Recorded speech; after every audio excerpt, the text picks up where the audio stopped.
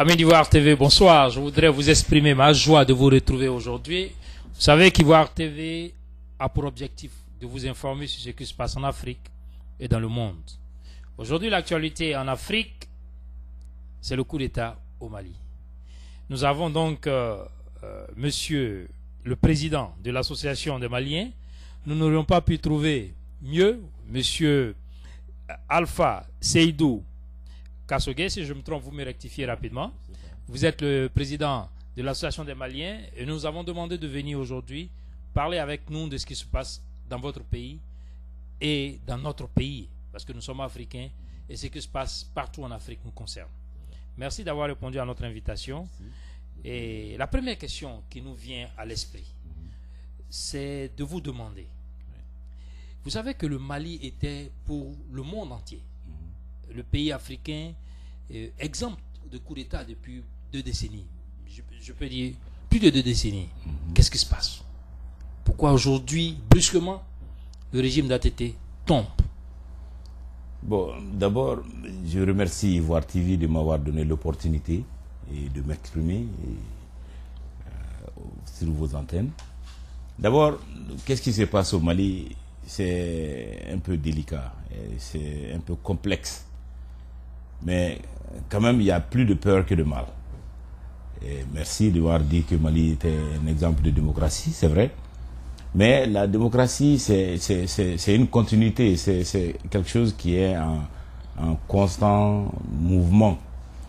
Et ces derniers temps, nous avons eu la guerre au nord, nous avons des problèmes au nord, et ces problèmes durent depuis des décennies, depuis avant l'indépendance du Mali, notamment le problème Touareg. Et c'est une fraction des Maliens qui veulent se détacher, qui sont en train de chercher leur propre autonomie, c'est dans les régions du nord. Mais pas seulement ça, c'est pas seulement les Touaregs, c'est une zone immense que le Mali n'arrive pas à contrôler. Et immense au sens que dans le désert, tout est permis, tout est là. Et dans le désert, c'est les narcotrafiquants, c'est AQMI, c'est aussi les Touaregs. Il y a 3 franges. Et AQMI, comme vous le savez, la guerre de la Libye, après la guerre de la Libye, il y a une fraction aussi de ces gens qui sont venus. Donc 4 fractions qui constituent le problème du Nord.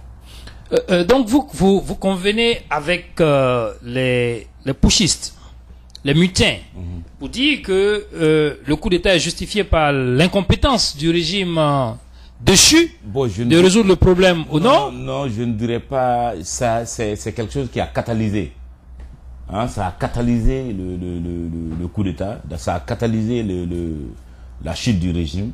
Mais au fait, c'est tout un processus, c'est toute une histoire, c'est tout un amalgame de problèmes qui se sont rencontrés. Nous avons demandé de venir nous expliquer tout cela. Parce que, d'abord, après la guerre de la Libye, il y a des anciens combattants qui sont venus. Et qu'est-ce qu'ils disent? Ils disent qu'ils vont retourner chez eux. Et ils sont venus avec des armes. Ils sont rentrés avec des armes. Oui, allez-y. De 2, il y avait le problème Touareg, qui est là-bas bien avant la colonisation. De 3, il y a AQMI.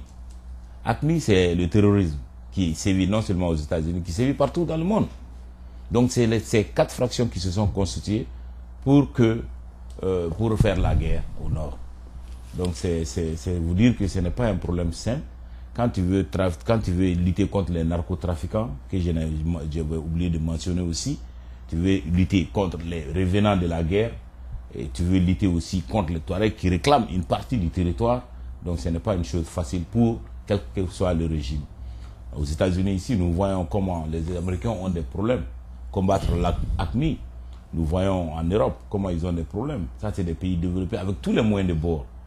Et encore, le Mali est un pays compté parmi les plus pauvres du monde, on le dit, mais qui n'arrive pas à contrôler ses frontières. Et puis pire, qui n'arrive pas à contrôler le désert. C'est pas facile. Les Américains n'ont pas pu contrôler les bordures du Texas, contre le Texas et le Mexique. Donc un pauvre pays comme nous, c'est un peu délicat, c'est difficile.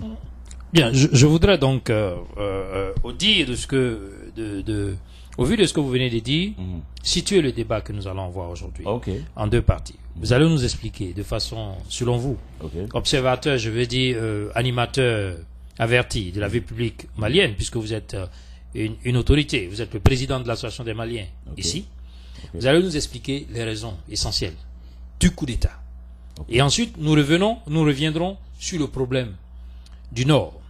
Parce que vous nous avez déjà donné des canevas. Et nous comprenons que le débat sera très très intéressant. Parce que je voudrais donc vous demander de nous dire à nous et aux amis d'Ivoire TV qui vous regardent si vous êtes d'accord avec ce que la junte a dit. Quand je dis d'accord, si vous comprenez la justification. Parce que la junte, je l'ai écoutée, elle disait que nous mettons fin au régime incompétent du président Amani Toumani Touré, régime qui a été dans l'incapacité de freiner la guerre au nord du Mali, régime qui ne permet pas à la population de venir à ses besoins. Donc la raison essentielle qui a été avancée par la junte est la guerre au nord, et le fait que des soldats partent et dont les familles n'ont pas des informations précises. Voilà. Et qu'est-ce que vous en dites? Bon, je veux me baser sur ce qui s'est passé, non seulement sur ce qui s'est passé, mais aussi sur ce qui est la réalité. D'abord, la guerre, c'est une guerre qui n'a pas commencé aujourd'hui. Voilà. Et ça s'est intensifié parce qu'avec les narcotrafiquants, et ça s'est intensifié avec les revenants de la guerre de Libye. Mais au fait, qu'est-ce qui se passe? Les narcotrafiquants, ils pensent que le désert malien, c'est une aubaine pour le trafic de drogue. Parce que c'est un territoire non contrôlé. Les revenants de la Libye, ils se disent maliens, ils veulent rentrer chez eux. 2. Mais qu'est-ce qui a surtout tremblé le régime? Qu'est-ce qui a surtout fait qu'on le taxe de régime d'incompétent? C'est parce que quand il y a eu des attaques à Aguelog, à Tessalit, les Touaregs, entre parenthèses, pas seulement les Touaregs, ils sont venus, bien armés, ils sont venus, ils ont pris les gens au dépourvu. Quand ils dormaient, ils les ont attaqués. Moi, je les appelle des bandits, des rebelles, au fait. Parce que ce qu'ils font, ce n'est pas la guerre. C'est des actions isolées pour terroriser la population. Et le gouvernement, de pas, peut-être, je ne dirais pas négligence, mais ce n'est pas facile d'attaquer, ce n'est pas facile de lutter contre un terroriste. C'est l'une des raison fondamentale. Il y a eu des frustrations parce qu'ils sont venus, ils ont attaqué les soldats, et ces soldats, ils les ont tués, ils les ont matraqués. Donc, c'était une atrocité terrible. Ils les ont tués d'une manière la plus atroce du monde. Les gens étaient là, mains attachées, et égorgés. Donc, ça, ce n'est pas la guerre au fait. Ça, c'est des bandits, des rebelles qui sont là, qui sont en train de terroriser une population, qui sont en train de terroriser toute une nation.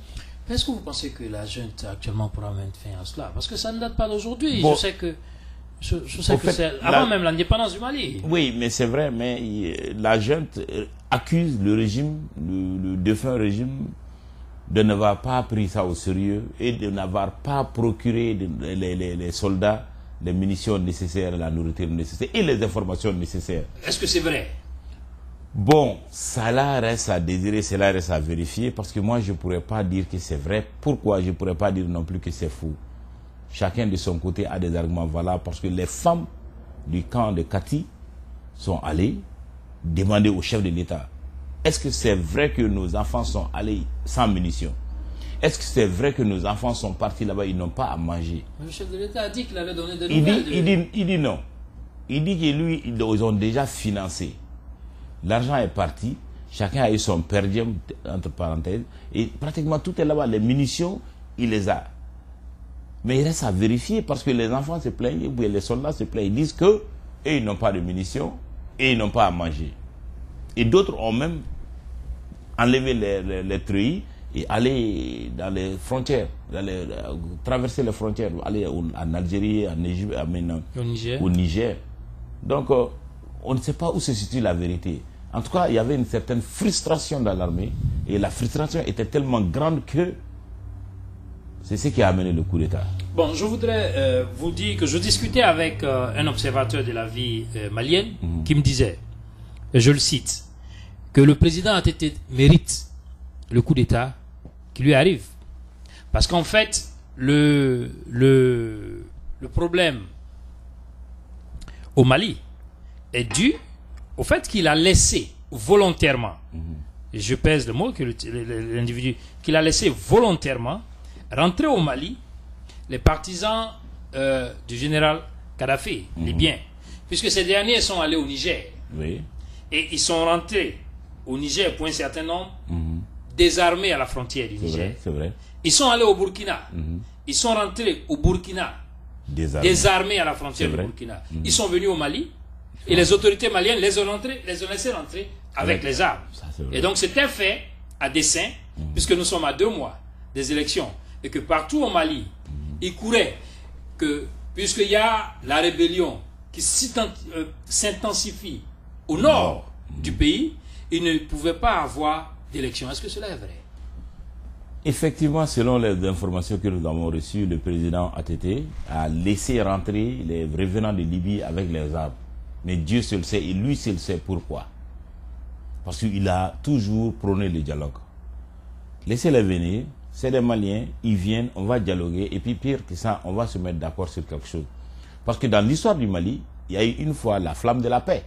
Flamme de la paix, c'était quoi? C'était les anciens rebelles, c'était les anciens combattants, les ramener à la raison, discuter, et qu'ils rendent les armes volontairement. Donc peut-être qu'il voulait utiliser de sa magie de dialogue, parce que c'est un ancien combattant, c'est un militaire, non seulement un militaire ici, c'est un politicien, et puis c'est quelqu'un qui a travaillé dans les missions de paix des Nations Unies. Donc il croyait bien peut-être à sa langue, qu'il pouvait faire de telle sorte qu'ils allaient renoncer volontairement aux armes et les donner au gouvernement pour qu'il en brûle, ou faire comme il a fait le président Alpha, une flamme de la paix.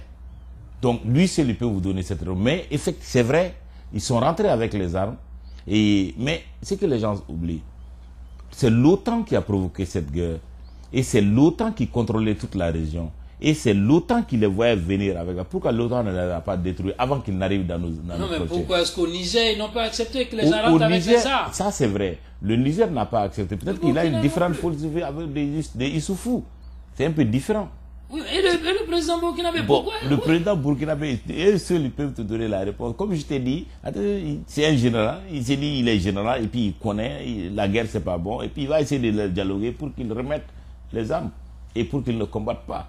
Donc c'est peut-être l'une des raisons, ou peut-être il y a d'autres raisons cachées que nous ne connaissons pas, mais effectivement, rentrer avec les armes sur notre territoire a été un problème. Mais est-ce que c'est vrai que le président ATT et son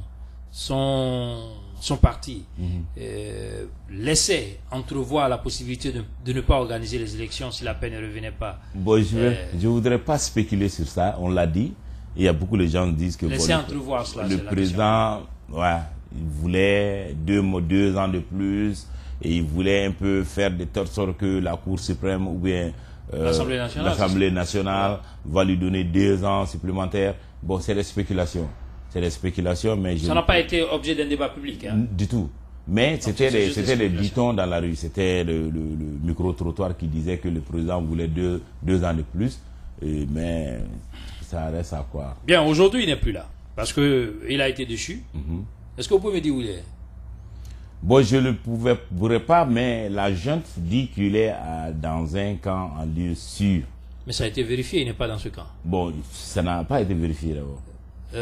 On a dit qu'il est dans un lieu sûr. Nous, à la presse, nous avons vérifié, il n'est pas dans ce cas. Il est, bon. Entouré par sa garde. Et il n'est pas dans ce camp. Donc, comme vous l'avez vérifié, où il est? Je vous demande. Non, mais on nous a dit qu'il était dans le camp. Nous vérifions, il n'est pas dans le camp. Vous avez vérifié? Oui, comment? Mais écoutez, nous sommes la presse, nous avons les éléments d'information. Ce que l'agent a dit, j'écoutais au RTM aujourd'hui, l'agent nous disait que le président est dans un lieu sûr et il est entouré de ses gardes. On a dit d'abord, c'est loyaliste. Il y en a même qui racontent qu'il est même sorti du pays, qu'il serait en Guinée. Vous n'avez pas eu dire ça? Bon, j'ai entendu, mais je ne crois pas. Je ne crois pas qu'il est en Guinée parce qu'il y a le président Alpha Condé, de professeur Alpha Condé qui a démenti. Il dit que non, ATT n'est pas en Guinée. Il n'est pas aussi à l'ambassade. Il n'est pas en Côte d'Ivoire, il n'est pas. Il est sur le sol malien, on ne sait pas exactement. Il est sur le sol malien. Merci. Je voudrais, amis d'Ivoire TV, vous rappeler que nous sommes avec le président de l'association des Maliens de New York, qui est là aujourd'hui pour nous parler de ce qui se passe au Mali. L'actualité aujourd'hui en Afrique, c'est le coup d'État au Mali, ce qui est vraiment dommage. C'est monsieur Alpha Seydou Kassogué, excusez-moi oui. si j'ai des difficultés pour prononcer ce nom, qui nous fait l'amitié d'être là aujourd'hui pour nous donner des éléments de réponse précises sur ce qui se passe dans son pays. Je voudrais maintenant revenir à la junte. Okay. Nous les avons écoutés. Nous avons écouté le capitaine Sanogo, qui est le chef de la junte, qui, à notre avis, ne semble pas contrôler la situation.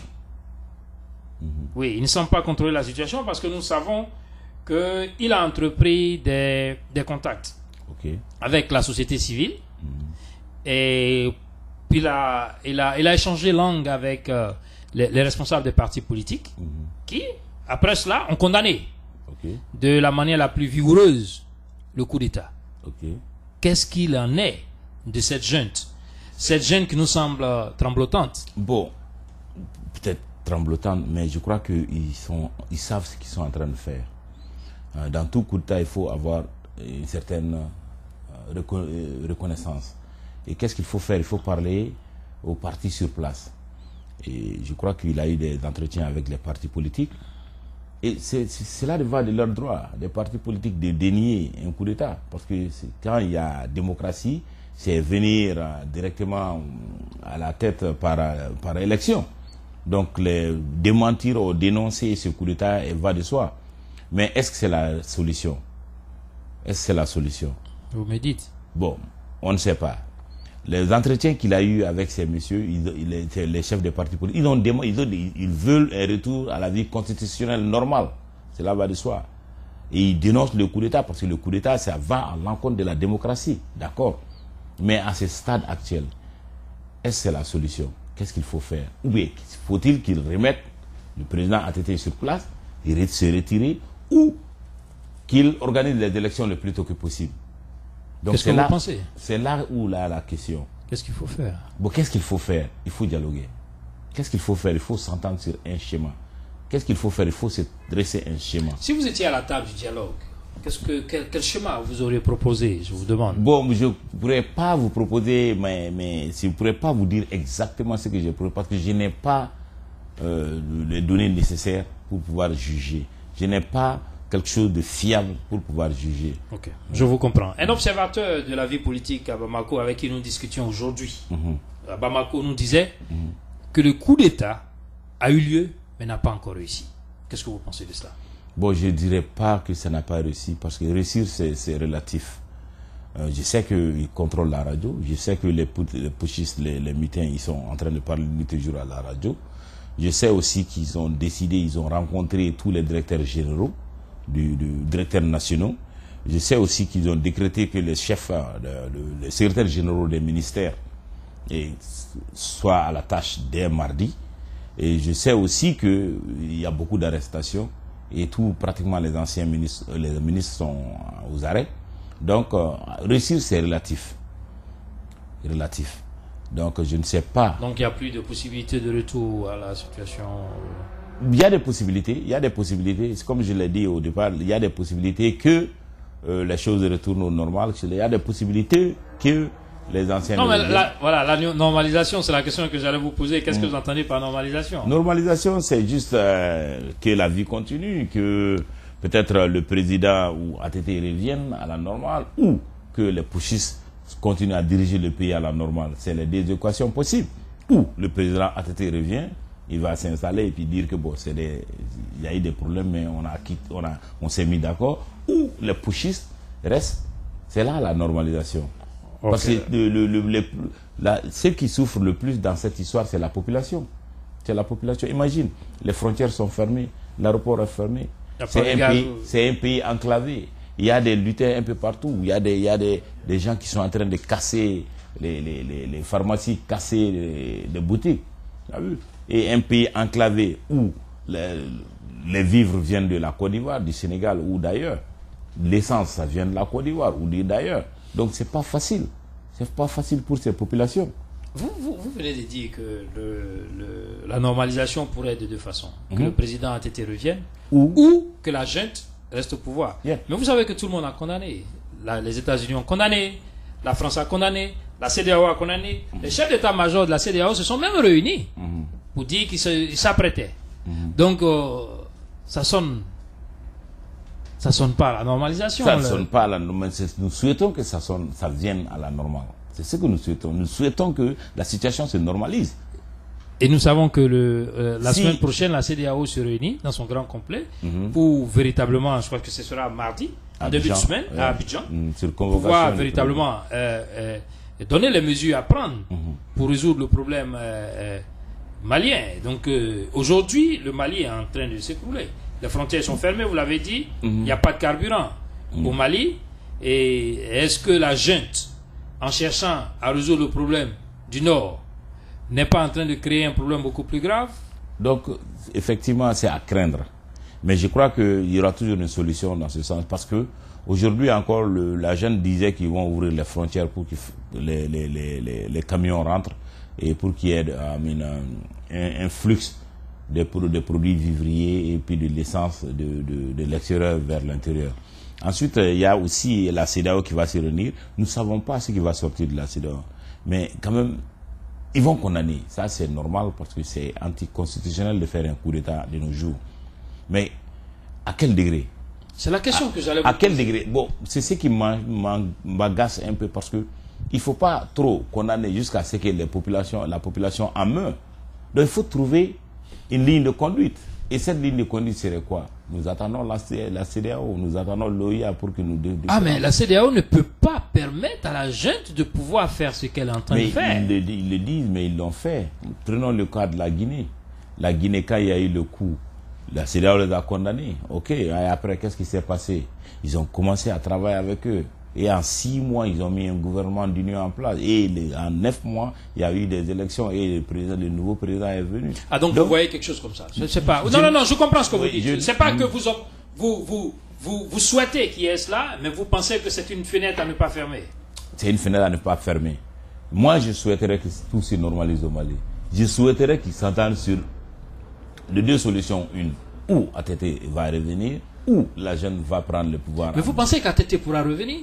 Il a été déchu, son régime a été déchu. Oui, mais... C'est facile. Un général comme ATT, mais qu'est-ce qui justifie que son régime soit tombé en l'espace de... Un général, tu n'as pas les troupes en main. Un général qui est là, mais tu n'as pas les troupes. Mais aujourd'hui... La troupe, c'est avec le chef de peloton, c'est avec le chef de bataillon, mais ce n'est pas avec un général. Mais la mutinerie est partie d'un camp comme Kati. C'est vrai, la mutinerie peut partir d'un camp comme Kati. Peut-être qu'il aussi, pour ne pas avoir un bain de sang, il a préféré ne pas riposter. Mais nous savons qu'il y a eu des échanges terribles de coups de feu. Il y a eu plein de morts. Des échanges terribles, il y en a eu, mais il y a eu plus de peur que de mal, parce que ça pouvait être terrible. Ça peut être plus que ce qui a été. Et encore pire, les tueries se sont arrêtées au niveau des soldats et la population. Donc, Dieu faisant bien les choses, et il y a eu plus de peur que de mal. Et donc, vous pensez que la junte a l'armée entière avec elle? Parce que ce que nous savons, quand on va dans le camp des Kati, où ils ont des soldats, oui. Ils ont des gendarmes et des policiers, ils ont quelques paras, commandos, mais... les officiers véritables ne se sont pas prononcés véritablement. Bon, officiers véritables, entre parenthèses, peut-être les hauts gradés. Oui, c'est ce que j'appelle officiers véritables. Bon, je ne sais pas quand, parce que même ce soir, il y avait une réunion dans ce sens. Il y avait une rencontre dans ce sens et les officiers supérieurs étaient convoqués au camp de Kati. Et le camp, c'est qu'est-ce qui se passe au camp? Il y a eu des ralliements. des ralliements au niveau de la gendarmerie, au niveau des gardes républicaines, au niveau même de la police qui se sont ralliés à la junte pour pouvoir commencer à diriger. Selon la télé nationale, parce que j'ai regardé l'ORTM aujourd'hui, selon la télé nationale, il y a eu des avis dans ce sens, il y a eu des convocations dans ce sens. Donc je ne sais pas ce qui en est ressorti, mais quand même les officiers supérieurs se sont réunis aujourd'hui avec le lieutenant, le capitaine Sanogo. Ouais, je voudrais, amis d'Ivoire TV, vous rappeler que nous sommes avec monsieur Alpha Seydou Kassogué, le président de l'association des Maliens de New York, qui est là pour nous parler de ce qui se passe au Mali. Monsieur le Président, notre émission tire à sa fin. Je voudrais vous amener à nous donner 2 points avant votre mot de la fin pour nous parler essentiellement de la situation au nord. Vous savez, il y a un mouvement Touareg, le mouvement Ansardine. Le mouvement Ansardine a fait une déclaration aujourd'hui même disant que le coup d'État ne va pas freiner leur révolution. Parce qu'aujourd'hui, leur vœu, le vœu de leur chèque, qui est Iyad, je ne sais pas bien son nom, je crois que c'est Iyad, j'ai des problèmes, Iyad Al-Ghali. Al-Ghali, voilà, c'est cela. Et ce dernier avait pour vœu d'instaurer la charia au Mali. Et aujourd'hui, ils sont pratiquement à 2 doigts. À 2 doigts d'avoir, comment est-ce qu'on appelle cette ville Kidal. Le Kidal, voilà. Le Kidal qui est le berceau des Touaregs.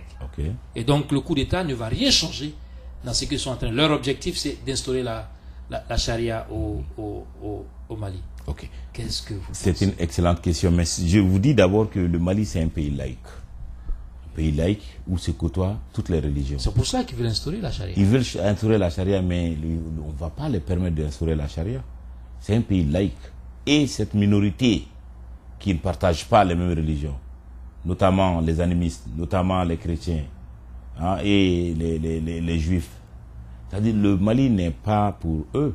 Le Mali, ce n'est pas pour une seule ethnie. Ce n'est pas pour une seule religion. C'est un pays laïque. Et ça fait partie aussi de la lutte au nord.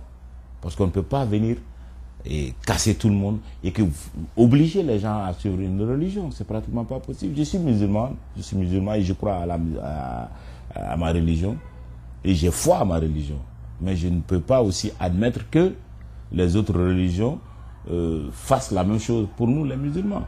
Notamment, par exemple, si je prends le cas des États-Unis ici, je ne pourrais jamais accepter que les chrétiens, en tant que majoritaires, nous bafouent ou nous veulent que tout le monde soit chrétien. Donc cela ne va jamais se passer. En Sardine, c'est une minorité, c'est toute une petite minorité aussi dans le mouvement Touareg. C'est une toute minorité.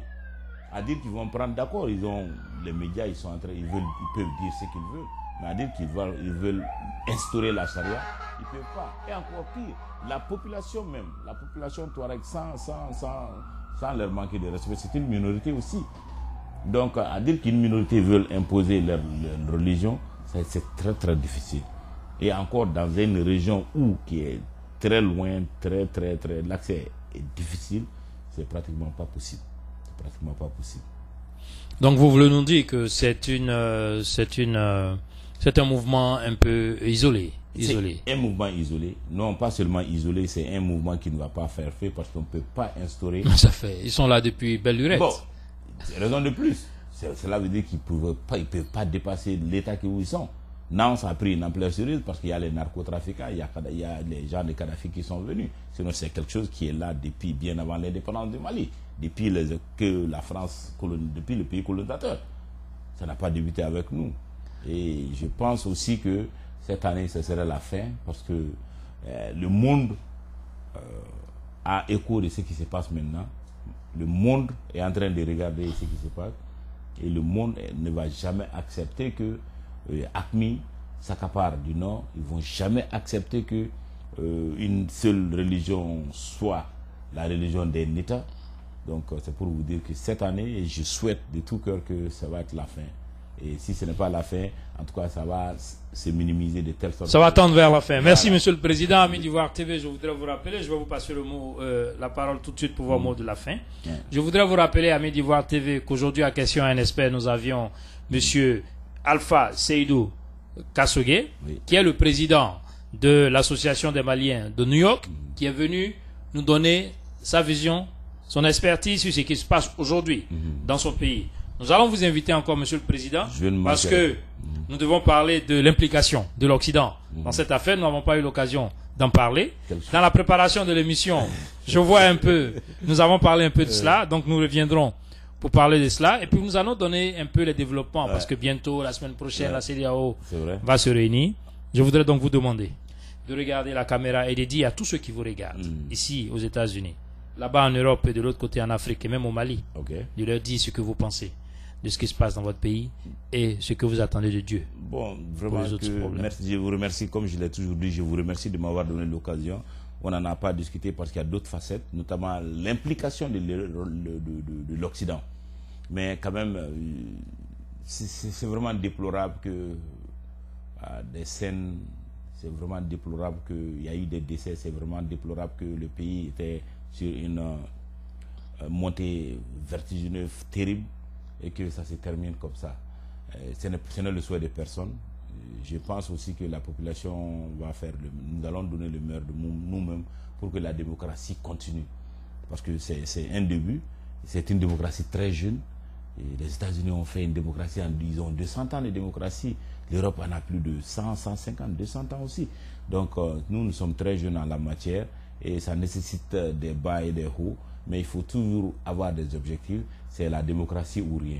Donc les mutins, les putschistes sont là, mais quand même on va les obliger à ce qu'ils restaurent la démocratie et que le Mali retourne à une vie constitutionnelle normale. C'est là, ils l'ont dit, mais nous allons les obliger à ce qu'ils le fassent. Parce que pourquoi? On ne peut plus admettre que des putschistes viennent s'accaparer de notre pouvoir. Et c'est là, je dis à tout le monde, Maliens et amis du Mali, merci pour vos aides, merci pour nous avoir donné l'occasion même de demander aux gens de nous aider dans le sens de la démocratie, de nous aider dans le sens des humanitaires. Parce que c'est pas facile quand il y a des déplacés, c'est pas facile quand il y a des réfugiés. Donc merci de nous avoir donné l'opportunité d'être chez vous. Et ensuite, je demande à tout un chacun de rester serein, de rester soudé et encore de faire tout, mais dans la légalité et sans guerre, sans passion de haine. Sans haine, écoutez, on va retourner à notre vie constitutionnelle normale. Et encore, j'aurais aimé revenir, comme je l'ai dit, mais appelez-moi quand vous le voulez, mais j'aurais aimé revenir parce qu'il y a un component très très important qu'il faut discuter, que les gens le sachent. Il y a aussi les Occidentaux qui sont là. Et il y a aussi les Occidentaux qui veulent que la situation soit d'une certaine manière. Donc, à tout un chacun, soyons sereins et ayons confiance en nous-mêmes et puis ayons confiance à l'avenir. Je vous remercie.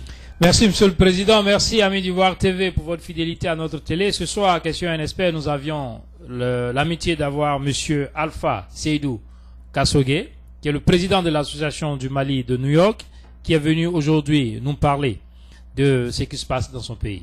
Merci et bonsoir. Merci. Merci, Monsieur le Président. Voilà.